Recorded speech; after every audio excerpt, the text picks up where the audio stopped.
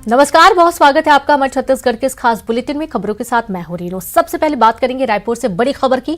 आरक्षण के मुद्दे पर विधानसभा का विशेष सत्र। सीएम भूपेश बघेल ने विधानसभा अध्यक्ष को भेजा प्रस्ताव। 1 और 2 दिसंबर को विधानसभा का विशेष सत्र बुलाने की मांग इस दौरान की गई। तो 1 और 2 दिसंबर को विशेष सत्र बुलाने की मांग की गई है। बड़ी खबर आपको दे रहे हैं, आरक्षण के मुद्दे पर विधानसभा का विशेष सत्र बुलाए जाने की मांग उठी है। पूर्ववर्ती दमन सरकार की लापरवाही के कारण हाईकोर्ट में आदिवासी समाज का आरक्षण घट गया था। कांग्रेस की सरकार आदिवासी समाज को 32% आरक्षण देने के लिए प्रतिबद्ध है। इस संबंध में मुख्यमंत्री श्री भूपेश बघेल ने माननीय विधानसभा अध्यक्ष श्री चरणदास महंत जी को एक पत्र लिखा है कि विधानसभा का विशेष सत्र 1 एवं 2 दिसंबर को बुलाया जाए ताकि आदिवासी समाज के आरक्षण को यथावत रखा जाए। कांग्रेस की सरकार हमेशा से प्रतिबद्ध रही है कि जिस समाज की जितनी आबादी है उस समाज को संवैधानिक आधार पर उसका हक मिलना चाहिए। यह दुर्भाग्यजनक स्थिति पूर्ववर्ती दमन सरकार की अकर्मण्यता और लापरवाही के कारण निर्मित हुई है और हमारी सरकार इसको सही करने के लिए सारे संवैधानिक प्रावधानों का उपयोग करेगी। तो सुना आपने सुशील आनंद शुक्ला का ये बयान है कि पूर्व की बीजेपी सरकार के दौरान जो अकर्मण्यता रही है उसके कारण आदिवासी समाज को ये सब झेलना पड़ रहा है और अब उनकी जनसंख्या के अनुसार जो आरक्षण है उसे बने रहने की मांग के चलते आवेदन किया गया है और पत्र लिखा गया है। ज्यादा जानकारी के साथ संवाददाता ममता लांजेवार जुड़ गई हैं। ममता, विधानसभा अध्यक्ष को पत्र लिखा गया है और साथ ही आरक्षण के मुद्दे पर विधानसभा का विशेष सत्र बुलाने की मांग की गई है।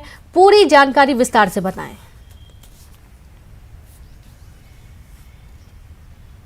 देखिए, मुख्यमंत्री भूपेश बघेल ने ट्वीट कर ये जानकारी दी कि विधानसभा के विशेष सत्र को लेकर उन्होंने विधानसभा अध्यक्ष को प्रस्ताव भेजा है और 1 और 2 दिसंबर को विधानसभा का विशेष जो सत्र है बुलाने को लेकर उन्होंने प्रस्ताव भेजा है। तो जाहिर तौर पर इसको लेकर लगातार अगर हम बात करें तो आदिवासी आरक्षण कम होने को लेकर लगातार छत्तीसगढ़ में सियासत गरमाई हुई थी और हाईकोर्ट के निर्देश के बाद में जो आदिवासी आरक्षण है वो 32% से घटकर 20% हो गया और इसी को लेकर लगातार छत्तीसगढ़ में आंदोलन भी हो रहे थे। और अब एक तरह से कह सकते हैं कि ये जो सरकार ने प्रस्ताव भेजा है और जो विशेष सत्र बुलाया जाएगा, एक बड़ा दाव इसे देख सकते हैं।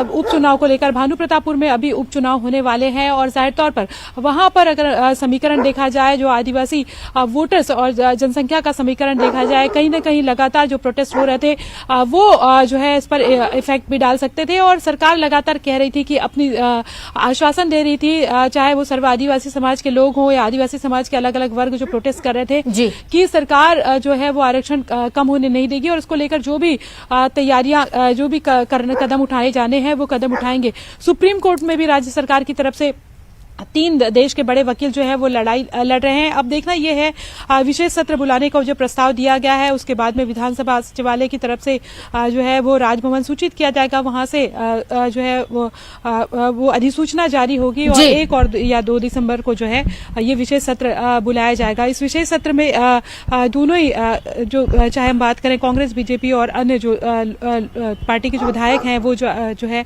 आपस में डिस्कशन करेंगे। जी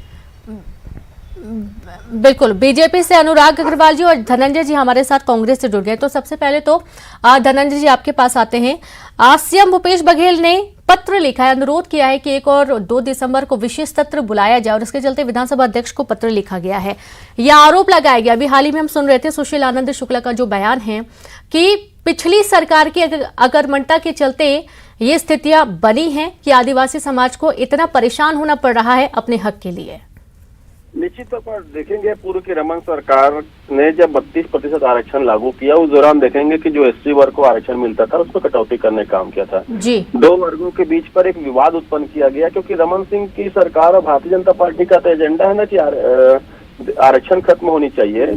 और दुर्भाग्य की बात आप देखेंगे, जब 32% आरक्षण का मसला न्यायालय में गया तो उस दौरान एक कमेटी गठन किया गया था आदिवासी नेता ननकीराम कंवर जी के अध्यक्षता में। उस कमेटी की अनुशंसा को भी न्यायालय में नहीं रखा गया और न्यायालय को यह भी नहीं बताया गया था जब न्यायालय ने उनसे पूछा कि 32% आरक्षण देने का आधार क्या है, जी। तो जो एफिडेविट पूर्ववर्ती सरकार ने दिया था उसमें इस बात का जिक्र नहीं किया गया कि इसके लिए एक कमेटी गठित की गई है जो पक्ष को मजबूती से रखेंगे। तो एक धोखा करने का पूर्ववर्ती सरकार ने किया था, रमन सिंह की सरकार ने। और मुख्यमंत्री भूपेश बघेल जी की सरकार आदिवासी वर्ग को उनके जनसंख्या के हिसाब से 32% आरक्षण देने के पक्षधर है। हमने माननीय न्यायालय का फैसला आने के बाद हमने कहा कि हम इसकी लड़ाई लड़ेंगे, और आज आप देखेंगे हम सर्वोच्च न्यायालय में भी उस उच्च न्यायालय के फैसले को चुनौती दे रहे हैं, और उसके साथ साथ विशेष सत्र भी 1 और 2 दिसंबर को बुलाया जाएगा। हमारी सरकार का स्पष्ट मानना है हर वर्ग को उसे कानूनी अधिकार मिलने चाहिए, उनके जो मौलिक अधिकार हैं बिल्कुल। मिलने चाहिए। अनुराग जी भी हमारे साथ जुड़े, आपको रोकना चाहेंगे। अनुराग जी, वैसे तो अक्सर ये कहा जाता है कि आदिवासियों के साथ है पार्टी, उनके हक की बात की जाती है, प्रत्येक व्यक्ति के हक की बात की जाती है, फिर यहाँ पर क्यों ये कटौती किए जाने की बात सामने आ रही है? रेणु जी, तथ्यात्मक तरीके से बात करते हैं। सबसे पहला तथ्य कि कांग्रेस सरकार के 4 साल हो गए हैं। अभी इनके तरफ से जो खड़े हुए थे वकील साहब, उन्होंने कोर्ट से समय मांगा। क्या 4 साल का समय पर्याप्त नहीं होता है कि कोर्ट से इन्होंने पुनः समय मांगा? अब दूसरी बात, इनके कोर्ट में पक्ष ढंग से ना रखने के कारण कोर्ट ये आरक्षण कम हो गया, 32 से लेकर 20% हो गया। ये कितना भी आरोप लगाए कि भारतीय जनता पार्टी के शासनकाल में हुआ, जनता जानती है कि 4 साल का समय अपने आप में पर्याप्त होता है जी। अब करेला पे नीम चढ़ाइए कि जनता को, आदिवासी वर्ग को चिढ़ाने के लिए जिस व्यक्ति ने आदिवासियों के आरक्षण के खिलाफ कोर्ट में केस लगाया था, उस केपी खांडे जी को ये आज कैबिनेट और राज्य मंत्री का दर्जा देके पद से नवाजे है। और ये पहला किस्सा नहीं है, इसके पहले ओबीसी आरक्षण में भी लोगों ने देख चुका है कि भूपेश बघेल जी ने ओबीसी आरक्षण देने का नाटक किया और अपने एक आदमी को खड़ा करके फिर पद से नवाजा। तो यानी कि आपकी बातों से ये साफ हो रहा है कि यानी कि आप आरक्षण के विरोध में नहीं, अनुराग जी? रेणु जी, पूरा बात होने दीजिए। भारतीय जनता पार्टी आरक्षण के विरोध में हो कैसे सकती है, इस बात को आप कर कैसे सकती है जब 22 से 32% आरक्षण भारतीय जनता पार्टी ने किया है? भारतीय जनता पार्टी ने ही तो देश में सर्वोच्च पद पर एक आदिवासी महिला को बैठाने के लिए यत्न किया, उसका भी अपमान करते हुए कांग्रेस विरोध किया और उसको वोट नहीं दिए थे। तीसरी बात रेणु जी, अब जब आरक्षण की बात होती है तो ये कहते हैं कमेटी बना के कर्नाटक जाएंगे और कर्नाटक में उसका अध्ययन करेंगे, फिर उसके बाद कार्रवाई होगी। इसके बाद ये क्वांटिफाइबल डाटा की बात निकाल लेते हैं और क्वांटिफाइबल आयोग को भी ये 2 महीने का कार्यकाल बढ़ा देते हैं। उसके बाद और एक बात समझिए, अगर भानु प्रतापपुर में चुनाव नहीं होता तो ये आनंद फानंद में सत्र बुला के आरक्षण का हितैषी, आदिवासियों के हितैषी बनने का नाटक कतई नहीं करते रेणु जी।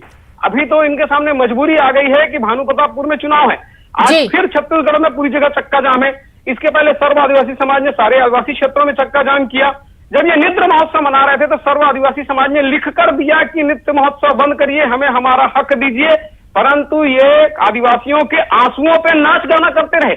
ये सरकार कितना भी बहाना कर दे कि भारतीय जनता पार्टी के कार्यकाल में कुछ नहीं हुआ, 4 साल का समय पर्याप्त होता है जनता के हित के लिए, लेकिन आप जनता के अहित करें, न केवल आदिवासी वर्ग, ओबीसी वर्ग, महिला, विद्यार्थी, एक भी ऐसा वर्ग नहीं है जो कांग्रेस सरकार ने जिसका कार्य किया हो।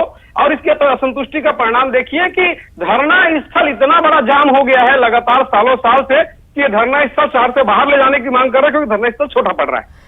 धनंजय जी, ये बहुत बड़ा सवाल, बहुत बड़ा आरोप भी कि 4 साल तक सरकार क्या कर रही थी और अब अचानक से जब भानु प्रतापपुर में उपचुनाव है उसके बाद आरक्षण की बात कर रही है और ऊपर से उल्टा आरोप लगाया जा रहा है बीजेपी पर। देखिए, अभी विधानसभा के जो विशेष सत्र होंगे ना, उसमें रमन आरएसएस भाजपा सरकार के चरित्र का पर्दाफाश होगा। मैं तो कहा ना, हम तो इस बात को कह रहे हैं कि पूर्ववर्ती सरकार ने 32% आरक्षण देने का काम किया, लेकिन एससी वर्ग जिसके खांडे जी प्रतिनिधित्व करते हैं उसके वर्ग का जो आरक्षण में कटौती किया गया था, खांडे जी तो अपने वर्ग के अधिकार की लड़ाई लड़ने गए थे ना, वो आदिवासी वर्ग के आरक्षण का विरोध नहीं किए थे। लेकिन भारतीय जनता पार्टी आज जो एससी वर्ग को आरक्षण जो मिलना चाहिए था, जिसमें कटौती किया था, उसका भी विरोध कर रही है। और मैं कह रहा हूँ ना, कमेटी आपने गठन किया था नंदकीराम कंवर के अध्यक्षता में, उस कमेटी की अनुशंसा को मानने में क्या दिक्कत थी रमन सिंह की सरकार को? जब आपने 32% आरक्षण दिया तो उस कमेटी के फैसले को न्यायालय में क्यों नहीं रखा गया?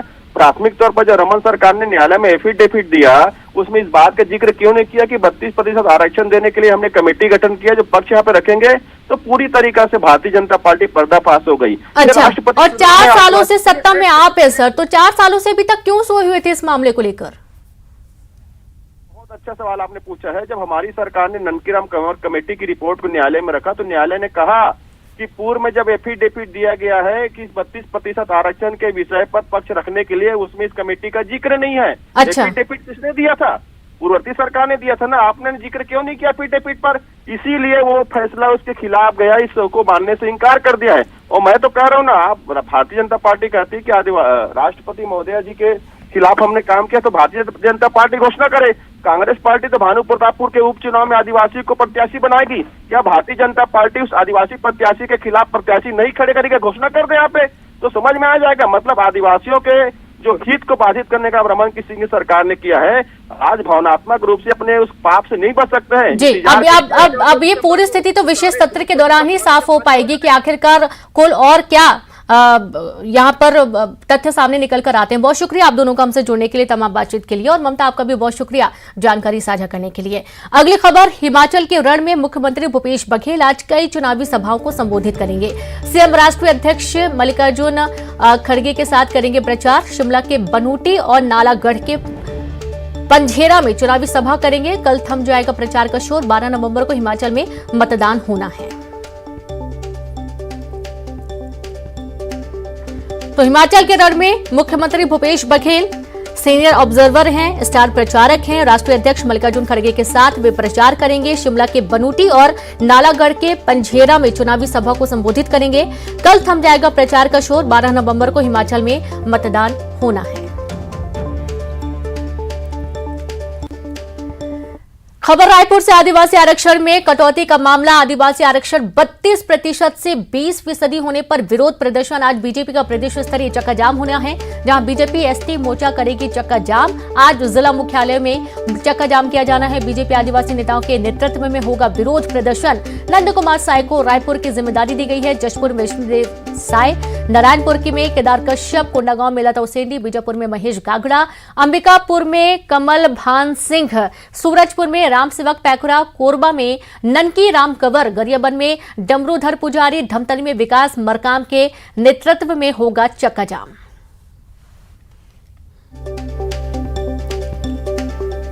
तो आप ये देखिए कि चक्का जाम किए जाने की बात सामने आ रही है। आदिवासी आरक्षण 32% से 20% होने पर विरोध प्रदर्शन किया जा रहा है, और ये जो विरोध प्रदर्शन लगातार हो रहा है, इस पूरे मामले को देखते हुए ही मुख्यमंत्री भूपेश बघेल ने भी निवेदन किया है कि विशेष सत्र बुलाया जाए। और आज एक तरफ बीजेपी प्रदेश स्तर पर चक्का जाम करने जा रही है, सभी को अहम जिम्मेदारी दी गई है।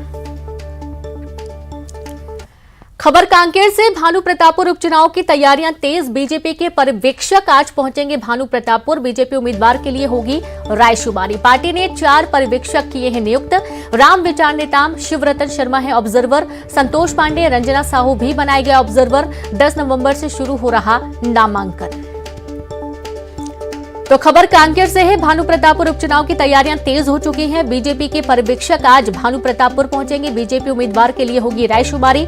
पार्टी ने 4 पर्यवेक्षक नियुक्त किए हैं। राम विचार नेताम शिवरतन शर्मा ऑब्जर्वर हैं।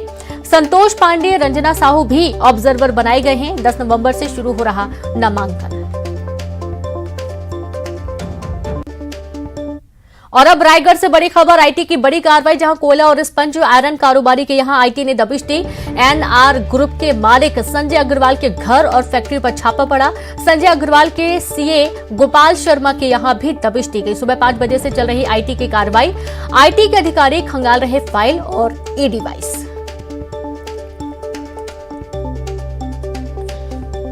और संवाददाता हरपाल सिंह जुड़ गए। हरपाल सिंह, आईटी की बड़ी कार्रवाई की जा रही है, दबिश दी गई है कारोबारी के कई ठिकानों पर। जी, सुबह से ही कारोबारी के कई ठिकानों पर आईटी की टीम ने दबिश दी है। लगभग 30 से 40 गाड़ियों में आईटी की टीम पहुंची है और कारोबारी के निजी आवास पर, उनके ऑफिस पर और साथ ही सीए के घर पर, इसके अलावा कारोबारी के जो प्लांट है वहां पर भी आईटी की टीम जो है पहुंची हुई है और दस्तावेज खंगाल रहे हैं। दस्तावेजों के साथ ही ई डिवाइस जो है उनको भी जांच कर रहे हैं कि किस तरह से ट्रांजैक्शन हुआ है और क्या कुछ अभी इसमें आंकड़े हुए हैं, इसके ट्रांजैक्शन हुए, इसके बारे में कोई स्पष्ट जानकारी नहीं मिल पाई है। अधिकारी काफी संख्या में पहुंचे, इससे अंदाजा लगाया जा सकता है कि यह रेड काफी बड़ी है और ये देर तक चलेगी। अभी इसमें सीए को और जो कारोबारी है उनको निगरानी में रखे हैं, उनसे पूछताछ की जा रही है। जी बिल्कुल, बहुत शुक्रिया आपका जानकारी के लिए हरपाल। तो निगरानी में रखा गया है, पूछताछ की जा रही है। एक साथ कई ठिकानों पर कार्रवाई शुरू की गई है। और अब खबर धमतरी से। नहर में डूबते 3 लोगों को बचाया गया। महानदी मुख्य नहर में डूब रहे थे 3 लोग। युवकों ने तीनों को बचाया। रास्ते से गुजरते वाहन को रोककर मांगी रस्सी और रस्सी के सहारे तीनों की जान बचाई गई। पैर फिसलने से गहराई में चले गए थे तीनों। रुद्री के मुख्य नहर की घटना सामने आई है। जिस युवक ने इन सबकी मदद की, उसे खुद भी तैरना नहीं आता था, लेकिन उसके बावजूद उसने हार नहीं मानी और वहां से गुजर रहे राहगीरों को रोका। रस्सी मिल गई तो रस्सी के सहारे सभी को सुरक्षित बाहर निकाला गया।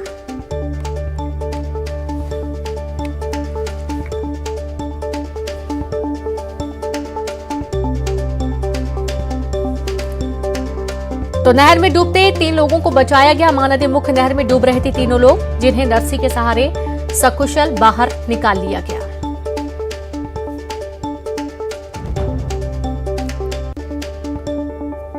और अब पिंडरा से बड़ी खबर। पिछले 48 घंटे के दौरान 3 नाबालिग लापता हुए। लापता 3 में से एक नाबालिग लड़की भी शामिल है। मरवाही थाने में गुमशुदगी का मामला दर्ज किया गया। बच्चों के परिजनों ने लगाया आरोप। अज्ञात शख्स पर बहला फुसलाकर ले जाने का आरोप लगाया। मगुरदा इलाके से एक नाबालिग लड़की गायब। सेमर दरी से 2 लड़के लापता हुए। मरहावी पुलिस मामले की जांच में जुटी है।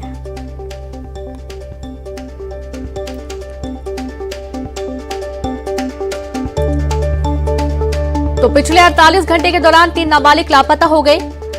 लापता 3 में से एक नाबालिग लड़की भी शामिल है। मरवाही थाने में गुमशुदगी का मामला दर्ज करवा दिया गया। बच्चों के परिजनों ने गंभीर आरोप लगाए हैं। अज्ञात शख्स पर बहला फुसलाकर ले जाने का आरोप लगाया गया। और बिलासपुर से खबर है। स्टेशन के सामने आरपीएफ और वाणिज्य विभाग की बड़ी कार्रवाई। नो पार्किंग जोन में खड़ी 36 बाइक जब्त की गई। सर्कुलेटिंग एरिया में पार्किंग पर चला अभियान। वाहन मालिकों पर मामला दर्ज किया गया। तो पिछले 48 घंटे के दौरान 3 नाबालिग लापता हुए। लापता 3 में से एक नाबालिग लड़की भी शामिल है। मरवाही थाने में गुमशुदगी का मामला दर्ज हुआ। बच्चों के परिजनों ने आरोप लगाए। अज्ञात शख्स पर माफ कीजिएगा, खबर बिलासपुर से है, जहां पर स्टेशन के सामने आरपीएफ और वाणिज्य विभाग की बड़ी कार्रवाई। नो पार्किंग जोन में खड़ी 36 बाइक जब्त की गई हैं। सर्कुलेटिंग एरिया में पार्किंग पर चला अभियान। वाहन मालिकों पर मामला दर्ज किया गया।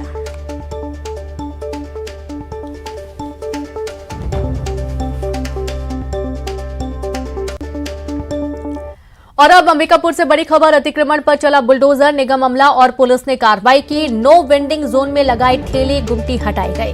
अस्पताल के सामने लग रहा था जाम। 108 और 102 एम्बुलेंस को भी नहीं मिल रहा था रास्ता। कार्रवाई के दौरान एएसपी भी रहे मौजूद।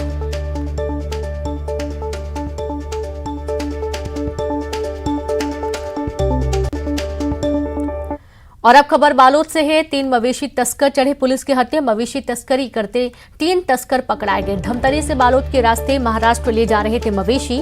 चेकिंग के दौरान पुलिस ने तस्करों को पकड़ा। गिरफ्तार तीनों तस्कर महाराष्ट्र के निवासी बताए गए हैं।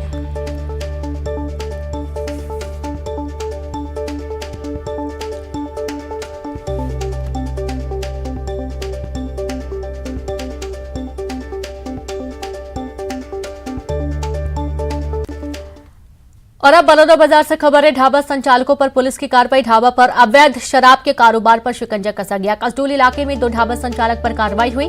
सालों से चल रहा था शराब पिलाने का अवैध धंधा। पुलिस ने अवैध कारोबार पर शिकंजा कसा। तो ढाबा संचालकों पर पुलिस की कार्रवाई। ढाबा पर अवैध शराब के कारोबार पर शिकंजा। कसडोल इलाके में 2 ढाबा संचालक पर कार्रवाई हुई। सालों से चला था शराब पिलाने का अवैध धंधा। पुलिस ने अवैध कारोबार पर शिकंजा कसा है।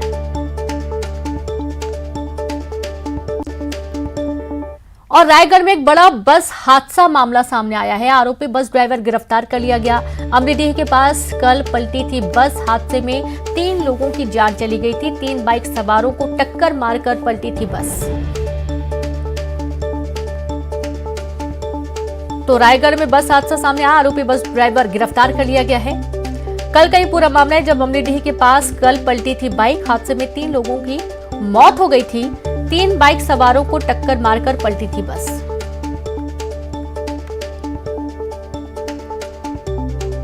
रोड पर जा रही वासुदेव बस का एक्सीडेंट हुआ है। पूंजीपथरा थाना क्षेत्र में अमलीडीह गांव के कुछ पहले ये घटना हुई है। इसमें वासुदेव बस के और एक मोटरसाइकिल की टक्कर हुई है। मोटरसाइकिल में 3 युवक सवार होने की हमको जानकारी मिली। तीनों युवक पूंजीपत्थर थाना क्षेत्र के जमडबरी गांव और सामरमा गांव के क्षेत्र के निवासी हैं और मौके पर 2 युवकों की मौत हो गई थी। एक युवक को तत्काल बेहतर उपचार के लिए प्रयास किया गया था, रायगढ़ रेफर किया गया था, जिसकी वहां पर इलाज के दौरान उसकी भी अभी मृत्यु होने की सूचना मिली है। जो बस में सवार लोग थे उनको तत्काल राहत पहुंचाने की दृष्टि से घरघोड़ा के CHC लाया गया था। मनेंद्रगढ़ कलेक्टर PS ध्रुव का इन दिनों अनोखा अंदाज देखने को मिल रहा है। PS ध्रुव कभी मुंगेली जिला के लोरमी ब्लॉक के फूलझर गांव के सरपंच भी रह चुके हैं। अब कलेक्टर बनने के बाद उनका अलग ही अंदाज देखने को मिल रहा है।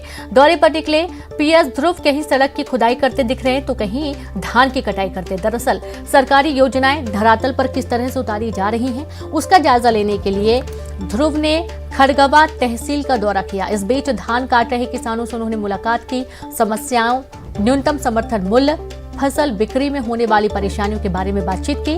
सड़क पर फावड़ा चलाने की तस्वीर और रतनपुर चौपन मार्ग की है और यहां उन्होंने कई जगहों पर सड़क को खोदा और निर्माण की गुणवत्ता को देखा। दरअसल इस सड़क का निर्माण 2 करोड़ 90 लाख रुपए की लागत से हो रहा है।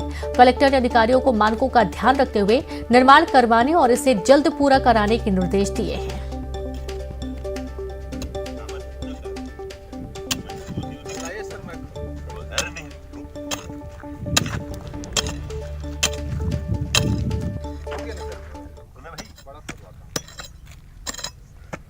तो देखिए अलग अलग तस्वीरें कलेक्टर की सामने आई हैं, जब किसानों के साथ कभी वे फसल काटते हुए नजर आए और कभी सड़क को खोदकर उसकी गुणवत्ता मापते हुए नजर आए, क्योंकि यहां पर 2 करोड़ 90 लाख की लागत से सड़क तैयार की जा रही है और इस पर अच्छे से काम किए जाने की बात कही गई है।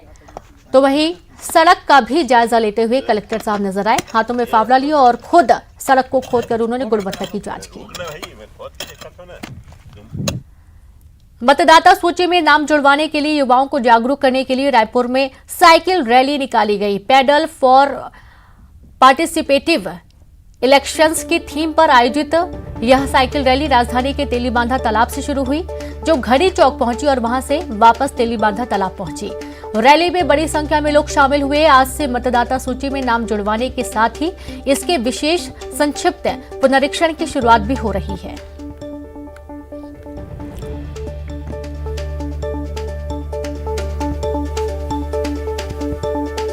पेडल फॉर पार्टिसिपेटिव इलेक्शन ये 9 नवंबर से 8 दिसंबर के बीच में जो विशेष संक्षिप्त पुनरीक्षण कार्यक्रम है, यानी कि मतदाता सूची में नवीन मतदाताओं को जोड़ने का जो अभियान है उसके लिए करवाया गया है। अगले साल जैसे कि हम जानते हैं छत्तीसगढ़ राज्य में आम चुनाव होंगे, उस परिप्रेक्ष्य में भी ये बहुत ज़रूरी है कि जन जन तक के कोई भी मतदाता न छूटे, सबके नाम जुड़ जाए। इसमें 80+ हमारे दिव्यांगजन मतदाता और TG थर्ड जेंडर्स के बीच में भी हम चाहेंगे कि अधिक से अधिक इस मैसेज का प्रसार हो और आपके मोहल्ले में, आपके गांव में, आपके सोसाइटी में, अपार्टमेंट्स में जो भी नवीन मतदाता आए हैं उनको 9 नवंबर से 8 दिसंबर के बीच में अपने BLOs को आवेदन करना है मतदाता सूची में नाम जुड़वाने के लिए। इसी के साथ इस बुलेटिन में इतना ही। नमस्कार।